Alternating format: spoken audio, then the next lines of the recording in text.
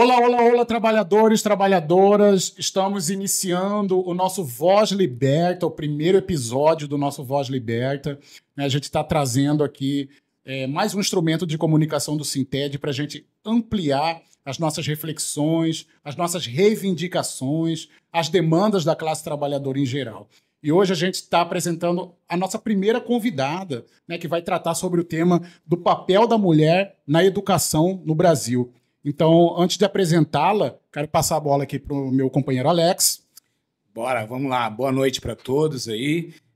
Como o Gabriel já iniciou aí com vocês, a gente está então agora dando início, né, ao primeiro episódio, que a intenção principal, né, o objetivo principal desse podcast é ampliar as vozes, é trazer as vozes dos trabalhadores aqui, os seus relatos de experiências, as suas proposições, as suas críticas, as suas ideias sobre o que é a educação, como que deve ser a educação pública, né, na região. E para o nosso primeiro episódio, já adiantando aqui, a gente trouxe a professora Ananda, que vai se apresentar agora para todos vocês. Aí ela já é conhecida por alguns na rede, mas agora passo a bola para a Ananda para deixar a voz com ela aí. Bora lá, Ananda. Olá a todos, eu sou a professora Ananda, eu sou pedagoga, eu sou professora da Rede Municipal de Ensino de Corumbá, sou sindicalista, sempre estou procurando lutar por condições melhores de trabalho para todos os trabalhadores da educação, independente da posição que eles se encontrem. O meu abraço aqui para todas as mulheres que carregam a educação nas costas. E eu digo a vocês, não romantizem a precariedade que nós enfrentamos na educação. Então, assim, a gente fez uma rodada aqui de perguntas, tá, para iniciar a nossa conversa, aqui o nosso diálogo. E a gente vai começar, então, pela sua experiência pessoal, né?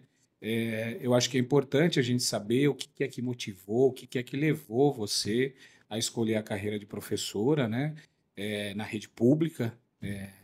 E aí, queria saber como que foi esse relato seu de experiência, de história de vida, para a gente tentar entender como é que uma mulher chega na rede pública de ensino.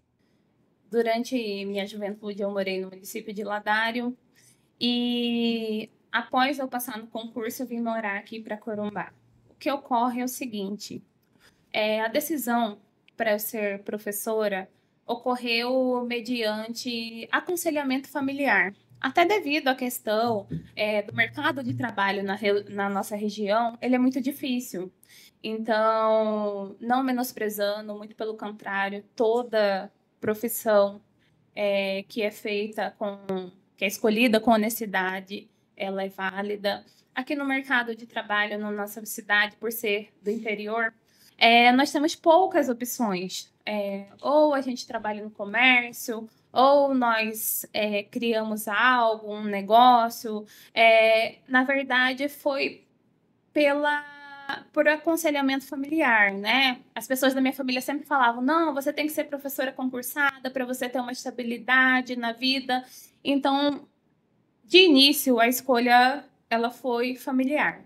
Você teve na sua juventude, né, quando a gente pensa, o que a gente quer fazer? Você tinha um desejo de estar no magistério? Ou se foi uma coisa que mais necessidade de sobrevivência mesmo, tem que fazer alguma coisa e é isso que está na minha frente? Eu sempre gostei muito de fazer direito. Eu sempre gostei muito, sempre tive o sonho de cursar direito. Uhum. Só que pelas condições, né? E por eu ter o emprego, um emprego garantido, uma questão de renda também, uma segurança, eu decidi seguir a profissão, né, de profissional da educação, justamente por isso, pela oferta, pela demanda na cidade e também para ajudar a minha família. Você falou que tua família te influenciou a fazer a escolha, né, na carreira. Exato. Você tem alguém na família também que é professor, professora? Então, atualmente eu não tenho ninguém na família que é professor. Eu já tive uma tia que era professora, inclusive faleceu. Mas foi por isso também, porque eu via que pelo menos ela não passava fome, né? Ela tinha ali um salário pelo menos garantido para pagar água, luz e comprar o básico ali para alimentação em casa. Perfeito. Quanto tempo, Ananda, que você está na rede municipal, né? Exato. Você está na rede estadual também? Ou... Atualmente, apenas na rede municipal. Eu estou como professora na rede municipal há 10 anos. 10 anos, né? 10 anos. Tá. O que você diria hoje para uma jovem mulher, né, que está ainda tendo que decidir o que ela vai querer ser da vida, o que ela vai, qual é o caminho que ela quer trilhar, né, para se constituir aí uma profissional na sociedade que a gente vive e na região, né, porque considerando tudo isso que você falou, né, o contexto nosso aqui de Corumbá, a gente está numa fronteira, numa região de fronteira, tem muita dificuldade, as mulheres têm muita dificuldade, né, de poder escolher por uma carreira profissional, né? É muito limitado essa escolha. E aí, o que você teria para dizer assim para uma jovem que está aí no início da tua vida social e dos seus estudos? Eu digo a essas jovens que elas se politizem não no sentido partidário, mas de observarem como funciona a sociedade e de entender que se as mulheres estão hoje em dia no mercado de trabalho, é porque outras lutaram para elas estarem aqui atualmente. E se por um acaso escolherem serem professoras, que elas entrem sabendo que é uma luta diária. Porque sem mobilização, a gente não consegue nosso espaço, a gente não consegue ser respeitada e a gente não consegue combater a precariedade. A história da luta por uma educação de qualidade é a história da luta das mulheres também, né? Trazendo um pouquinho o contexto histórico, né? As mulheres elas tinham bastante entraves, né? E elas eram subordinadas a uma condição de não ter acesso à educação. Eu estou trazendo lá do período colonial, império, né? Então, as mulheres, quando elas chegavam na educação, era para manter ela nessa condição do lar, de esposa, de mãe, aí focando em habilidades domésticas, né? Religiosas. Deixa eu só fazer um adendo aí. Não só no período colonial e do Império, mas durante a Primeira República, a Segunda também, o papel era esse, né? E hoje também. Pois é. Eu ia chegar nisso. A gente tem marcas, né, desse passado, né?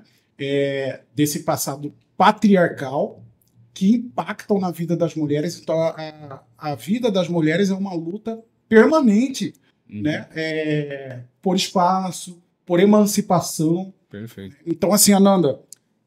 Só um adendo, não tem como eu falar, né, da questão da luta da mulher e dessa questão dela estar inserida no mercado de trabalho da educação, sem antes a gente remeter, realmente, a questão histórica. No finalzinho do século XIX, início do século XX, a gente observa o número majoritário das mulheres na educação. Mas essas mulheres, elas entraram na educação sempre sob aquele viés patriarcal, né?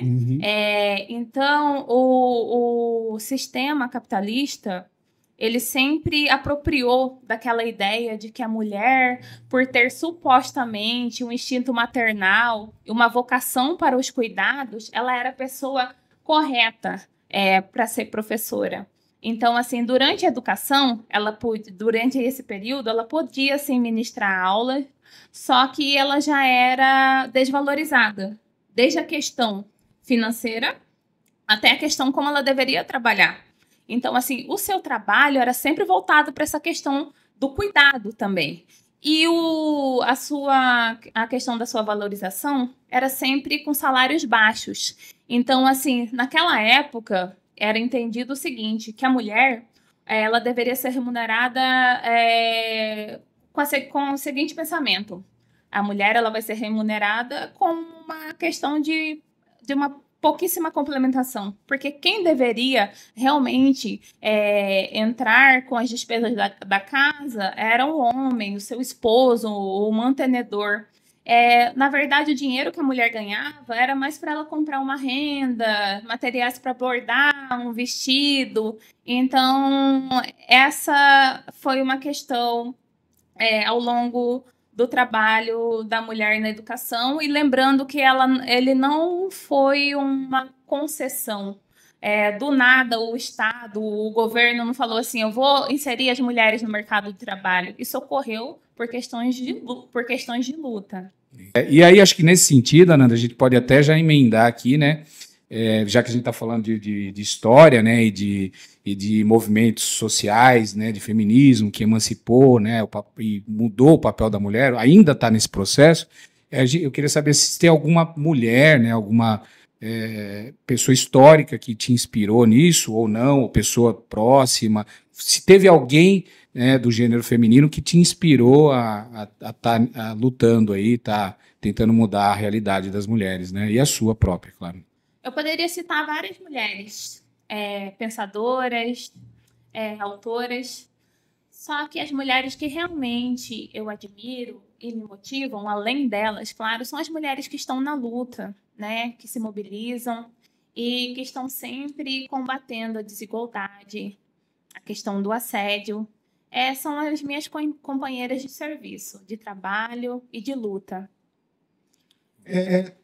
Trazendo, né, para a educação e para esse contexto que a gente citou, né, do papel da mulher na educação, o que a gente vê ainda, né, atualmente, são essas marcas, né, do contexto histórico, como a mulher, como a gente tratou, que é quase 80%, né, dos trabalhadores da educação, são a grande maioria mulheres.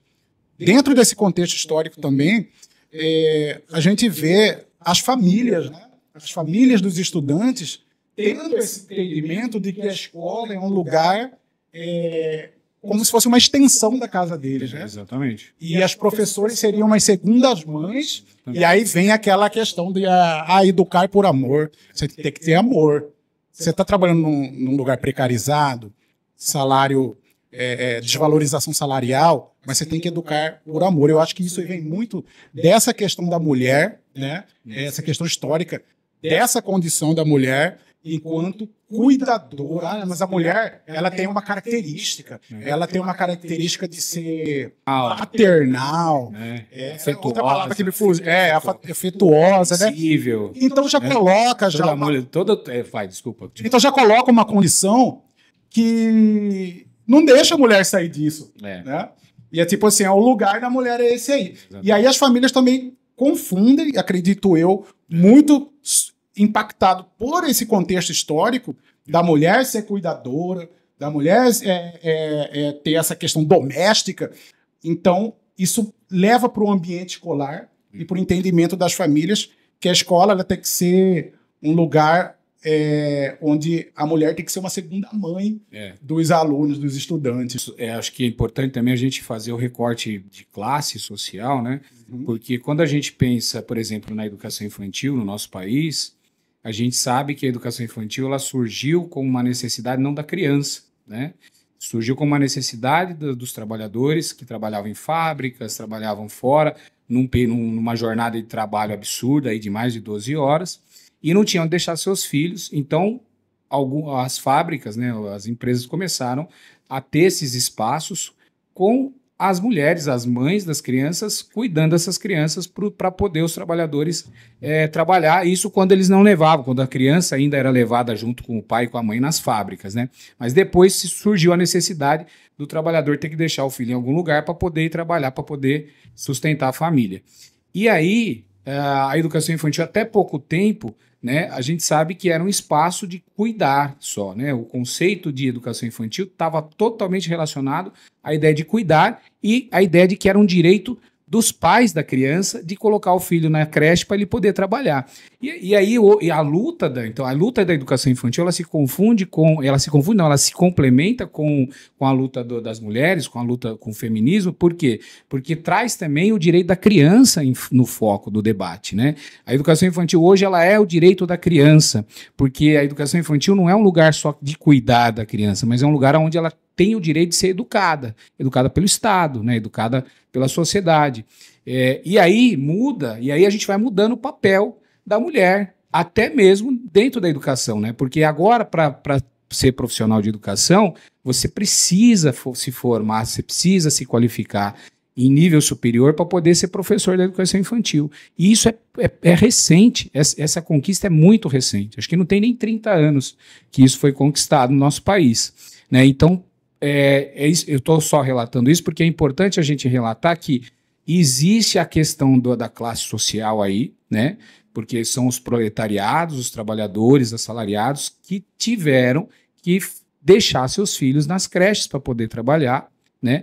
E não era visto como um direito das crianças, era visto como um direito do trabalhador, porque havia uma necessidade do capital, do capitalismo, da produção capitalista, ter esses trabalhadores lá, a maior parte do tempo de vida deles produzindo, enquanto que os filhos tinham que ficar sendo cuidados por outros, por terceiros e pelas mães, né? Então, acho que aí a gente consegue fazer a relação da economia, né, do mundo do trabalho, com a questão cultural que a gente está debatendo aqui de valores, né, do papel da mulher, do que ela tem que ser, né, da família monogâmica, do pai ser o provedor e da mulher ser a cuidadora, e, né, desse instinto maternal, né, que se criou, né, da romantização da maternidade, né, que existe muito isso, e até hoje a gente vê isso, né, e, enfim, só para, acho que, concluir essa parte histórica.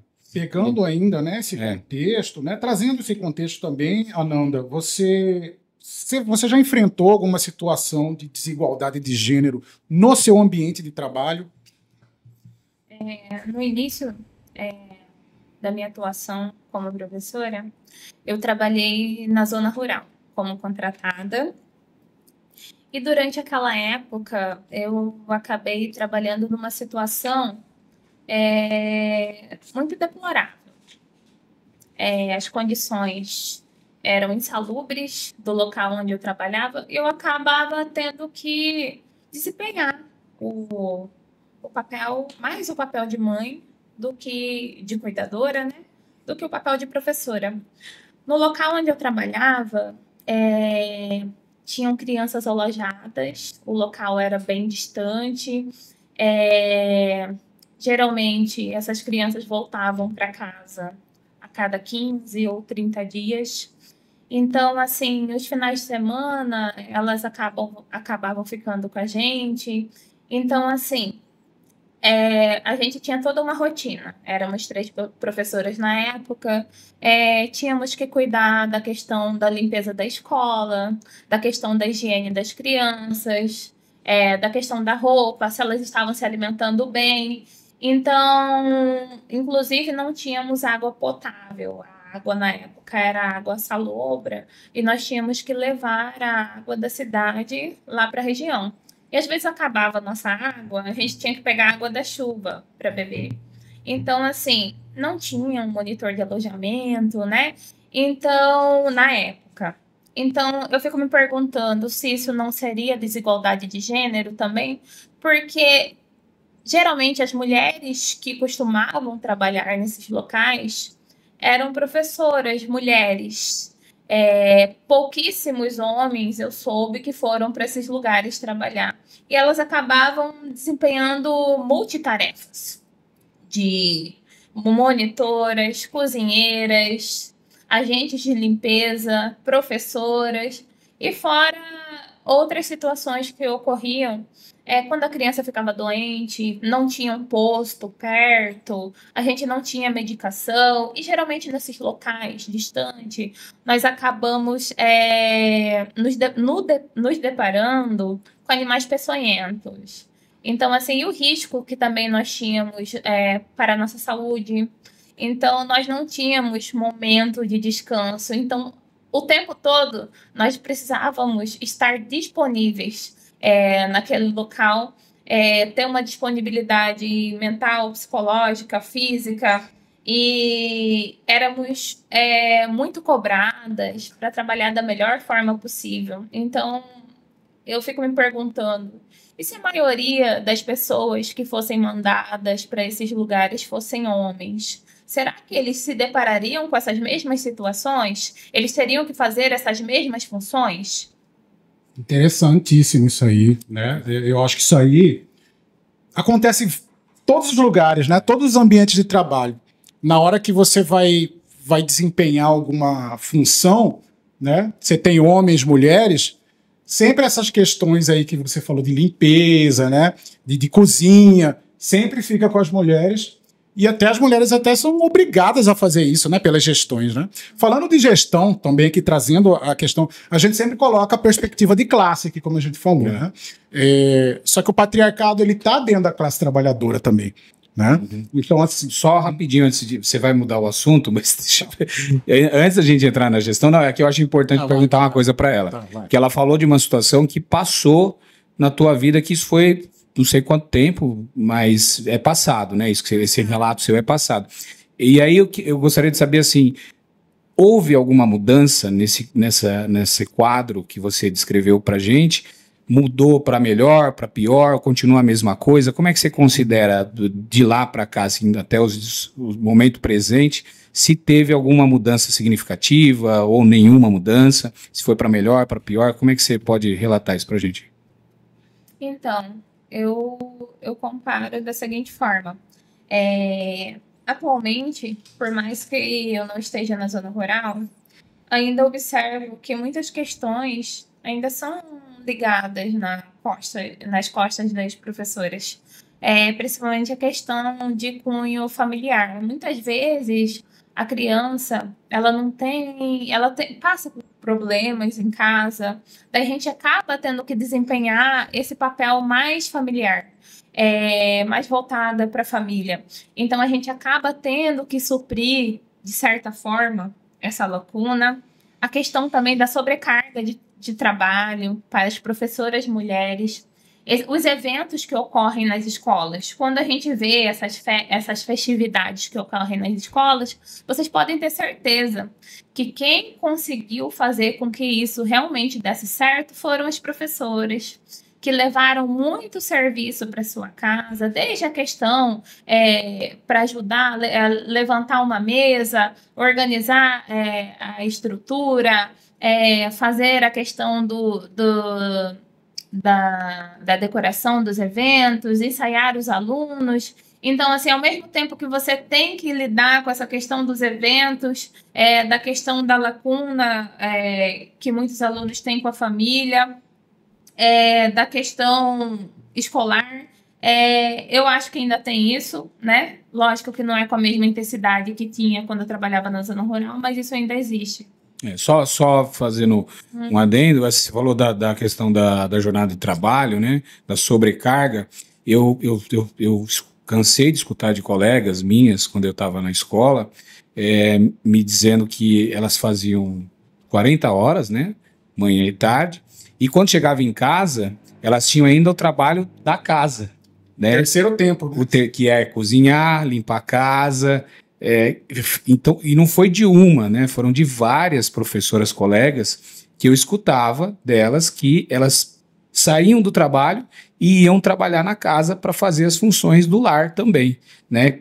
E aí, assim, é complicado, né, a gente escutar isso na atual conjuntura, no momento presente, porque a gente vê que ainda permanece, né? Apesar da mulher sair de casa, ter profissão, prover também a casa, ela ainda continua tendo o papel de cuidar da casa, de fazer a comida, enfim, de ser a provedora do lar também, né? E foram vários relatos que eu escutei disso. Então, infelizmente, isso aí é uma questão da exploração do trabalho feminino, né? Que ocorre devido a todo esse sistema, né? Mas você não acha que é uma questão cultural também? O que ocorre? Também cultural. Infelizmente, as mulheres elas se deparam com essa questão do trabalho em casa, que é um trabalho não remunerado. E também nós temos a questão das mulheres que são mães, né? São chefes de família. Eu tenho muitas colegas, né, de trabalho que elas têm 4 filhos, ou às vezes cuidam de irmão, de sobrinho, de pai, de mãe. Então, assim, além dela trabalhar na escola, ela leva o serviço da escola para casa, ela ainda tem que se organizar para ter que desenvolver esse trabalho em casa. Eu conheço colegas que começam a sua jornada às 3h40 da manhã, porque ela tem que organizar o almoço, tem que ver se a roupa do filho tá passada, tá limpa, né? E tem que fazer os planejamentos de aula, tem que cumprir as questões burocráticas que o sistema de ensino ele cobra. Então, assim, tudo isso é uma questão que é pensada pelo sistema e acaba sobrecarregando a mulher. Acho que essa situação aí reflete muito bem a questão da desigualdade de gênero, né? Agora, sim, trazendo para a questão ainda, né, do contexto do âmbito escolar, como que você vê, Ananda, a participação das mulheres em cargos de liderança e gestão nas escolas públicas, né? Considerando que, como as mulheres são maiorias, né, no magistério, enquanto trabalhadoras da educação, elas são maioria também nos cargos de gestão, né? Nós temos aí mais de 80% são gestoras, né? Mais de 80% da direção das escolas são feitas pelas trabalhadoras da educação. Como que você vê isso aí? Você vê isso aí como positivo, como uma questão de emancipação também? De empoderamento. Empoderamento, né? Você vê como um empoderamento? Eu não gosto de usar essa palavra, mas... Então, nós observamos que no nosso município a maioria dos gestores são mulheres. Mas eu me pergunto, de que adianta ter tantas mulheres atuando como gestoras se elas ainda trabalham naquela antiga forma, né? De cumprir os requisitos burocráticos. Não, porque a Secretaria de Educação falou que tem que ser assim, assado, é isso. Não, que você tem que cumprir a CI. Não, que você tem que fazer isso para aparecer na foto, para verem que a gente está trabalhando.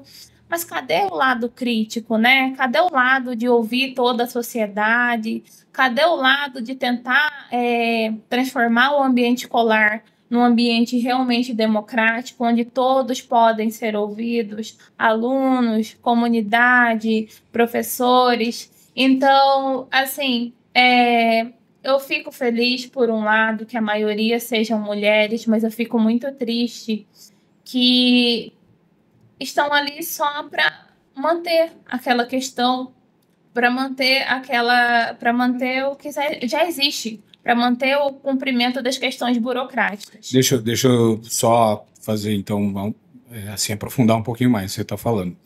Você está colocando que, apesar de ter mais de 80%, né, ou seja, a maioria é mulher que está na gestão, elas acabam reproduzindo a burocracia institucional, que eu acho que até aí é problemático, mas eu gostaria de saber de você, assim, você também percebe, além da reprodução da questão burocrática, institucional, você também percebe uma reprodução de valores, de cultura dessa mulher? E como que você perceberia essa reprodução, assim? Que tipo de valor, de cultura que você percebe dentro da escola sendo gestada, sendo dirigida por uma mulher? Você acha que é uma reprodução, por exemplo, do comportamento patriarcal? Isso. Né? Quando uma mulher assume um cargo de gestão, ela acaba reproduzindo isso, ou você acha que não tem nada a ver? Eu acredito que a mulher, quando ela assume um cargo de gestão, ela enfrenta um desafio, né? Que é modificar a sua postura e mostrar que ela tem uma condição igual ou melhor que a do homem. Só que, infelizmente, o que ocorre é que elas acabam disseminando aquela cultura de que a aluna mulher, ela tem que se vestir dessa forma, a aluna menina, ela tem que falar dessa forma. E a questão também do assédio, né? Contra as suas colegas de trabalho que são mulheres. Então, isso era algo que era cometido anteriormente, nos séculos passados. Geralmente, quem ocupavam esses cargos eram homens. Então, era algo comum. Então, isso é algo que vem ocorrendo desde o passado até agora, principalmente a questão do assédio e a questão de disciplinar o comportamento das mulheres, tanto das professoras como das alunas. Parece aí... É uma contradição. Uma contradição, exatamente, uma contradição. É uma contradição. Porque na mesma medida que se deu acesso, ou seja, de oportunidade de trabalho, inclusive de pegar cargo de gestão, se deu acesso, mas com uma condição. A cultura, os valores, né, que define bem o papel de mulher e de homem na sociedade devem ser reproduzidos, devem continuar, né? Então, você permite que a mulher, né, aliás, ela conquistou também esse espaço, não foi só uma permissão, que a gente sabe que os movimentos sociais, né? mas nesse entremeio aí aconteceu alguma coisa, essas conquistas, né, que se limitou ao quê? Você hoje está dizendo uma coisa para a gente que é bastante contraditório, né, porque a mulher, ela tem acesso, ela consegue ascender profissionalmente na carreira de profissional de educação. No entanto, não subverte a cultura patriarcal e a cultura conservadora e machista, né? Ela reproduz isso. Exato. Né? E aí você, né, tá trazendo aqui a questão do assédio moral. Você sofreu bastante assédio moral de gestoras? Não precisa, se eu não quiser falar sobre isso, tudo bem também.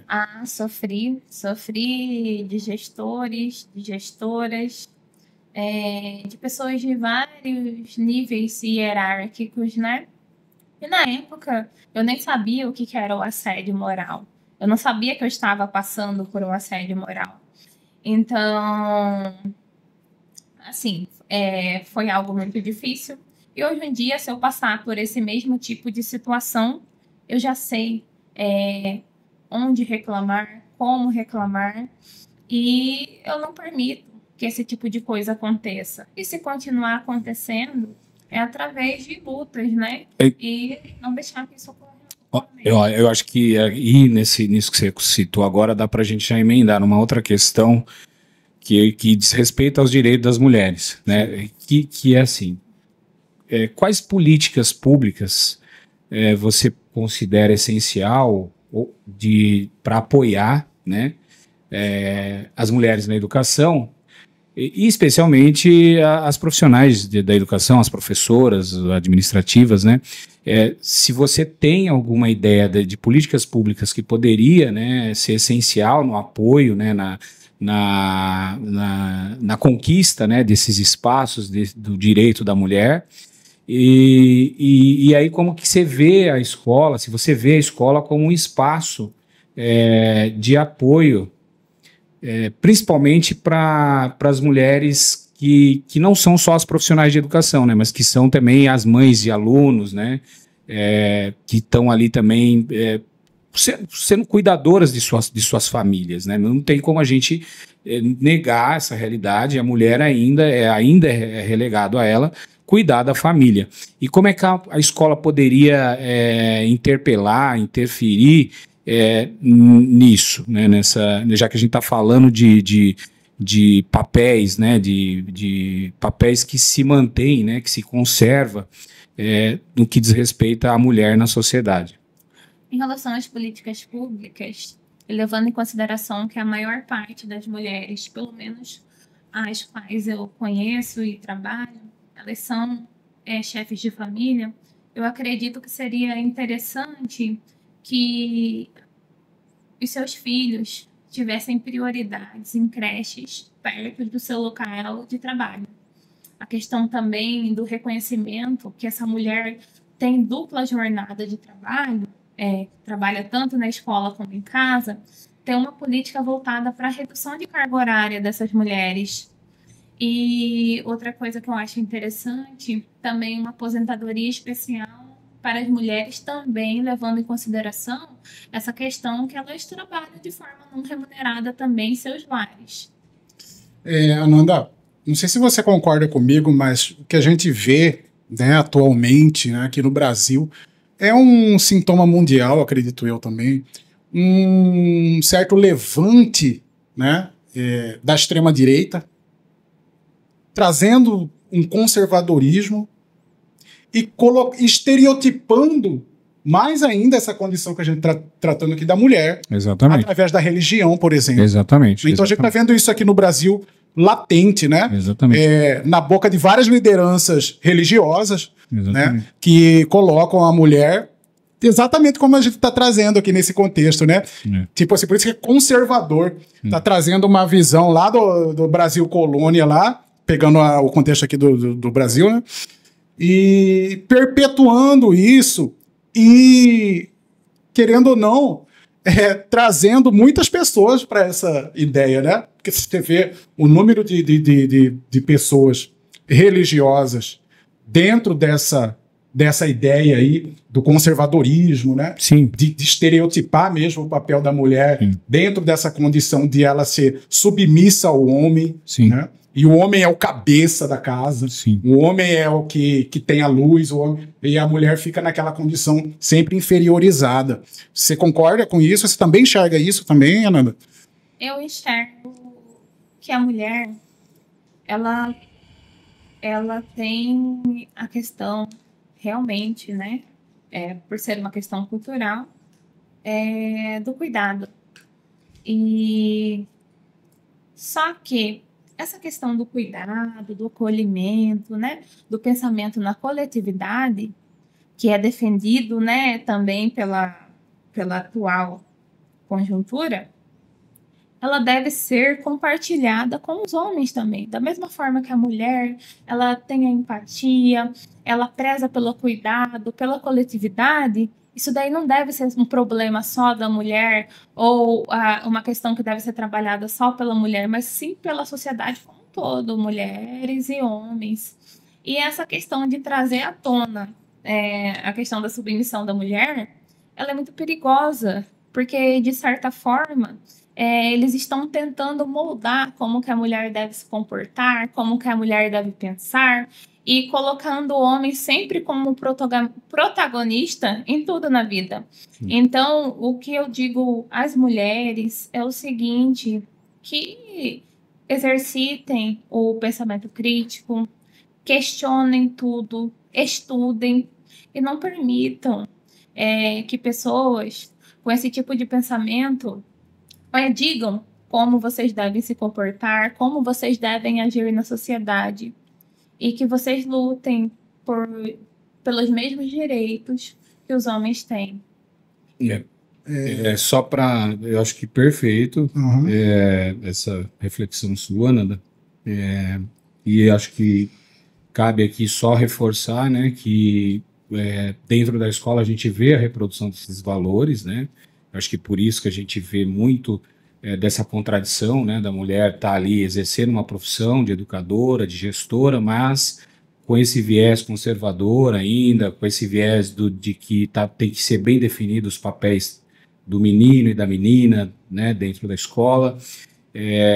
E principalmente a questão que o Gabriel tocou, que eu acho um ponto bem sensível na nossa sociedade de discutir, mas que é importante a gente colocar aqui, da questão da reprodução dos valores religiosos dentro da escola. Eu acho que isso reforça muito isso que você acabou de falar, né, da mulher ser relegada a um papel inferior ao homem, né, que o homem é o líder, o homem é o cabeça da relação, enquanto que a mulher é o corpo, né? Inclusive isso é uma reprodução de fala de líderes religiosos que eu vejo no nosso país o tempo todo, e dentro da escola, principalmente apesar da nossa escola ser laica, né, a escola pública ser laica, mas a gente vê um determinismo religioso, né, por detrás disso tudo, influenciando nas relações e nos valores. E que é muito difícil de romper com isso, apesar da gente estar dentro de um Estado laico, né? No papel, né? No papel, no pois papel, Na prática, a gente sabe, nós somos professores, né? A gente não precisa nem fazer pesquisa, mas é claro que tem várias pesquisas aí para comprovar isso, que a escola, de fato, na prática, não é laica, né? A gente vê uma reprodução muito forte de uma religião específica dentro da escola, defendida por todos, inclusive, não é só pelas mulheres, não. E quando você falou de cuidar, eu acho que é importantíssimo, né, a gente se esclarecer para todo mundo aqui, não é que a gente é contra não cuidar, o cuidar é essencial na vida, mas desde que seja partilhado por todos, né? Não é só uma obrigação da mulher. Como mensagem final, eu deixo que eu não sou, em momento nenhum, contra o cuidar, muito pelo contrário, eu acho que o cuidar ele deve estar associado, ligado ao ensinar. Eu só quero enfatizar mais uma vez que o cuidado ele tem que ser ele tem que ser partilhado. Ele não é um problema só da mulher, ele não é algo que só a mulher tem que fazer. E sim toda a sociedade, as mulheres e os homens. E eu gostaria de dizer a todas as mulheres que vocês sejam mais combativas, que não aceitem serem assediadas em seu ambiente de trabalho, que lutem contra a desigualdade de gênero e que a gente possa também, na educação, tentar trabalhar com no currículo escolar da melhor forma, com atividades voltadas para o feminismo, combatendo as ideologias voltadas para o sistema capitalista e que vocês não aceitem a precariedade, não normalizem as injustiças e não romantizem trabalhar em situações precárias, em situações calamitosas. Então, assim, vocês não têm que carregar a educação nas costas. Cuidem da saúde mental de vocês, cuidem da saúde, cuidem da família de vocês também. E não esqueçam que vocês também têm uma vida e que se vocês estão trabalhando onde vocês estão trabalhando, é porque vocês estudaram, porque vocês pensam. E é isso, que estejamos sempre na luta. E estamos aqui. E eu achei muito importante esse podcast, porque são homens também discutindo sobre essa questão da mulher, do papel da mulher na educação. Isso é muito importante, ter essa visão do homem sobre o papel da mulher na educação. Então a gente agradece, tá, Nona? A gente está sempre na luta, né? Estamos juntos na luta. Você é sindicalista aqui com a gente, né? Você está no conselho do FUNPREV, né? Atuando de maneira brilhante ali, defendendo os interesses da classe trabalhadora. Então, até a próxima. Até a próxima. Praça. É isso.